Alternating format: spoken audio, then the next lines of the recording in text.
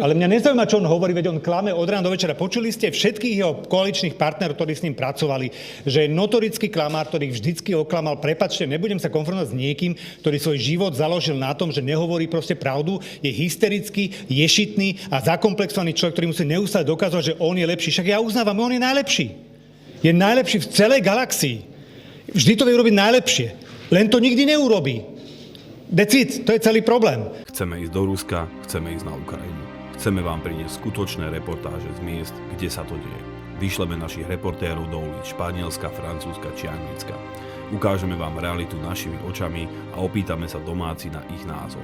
Boli sme s vami na domácich protestoch, ukázali sme vám realitu z táborov na Slovensku. Teraz to však chceme posunúť ďalej a byť priamo v centre diania. S vašou pomocou vyšleme našich redaktorov za hranice. Podporte portál plenum.sk. Ďakujeme vám. Viac sa dozvieš na plenum.sk. Tak klikni.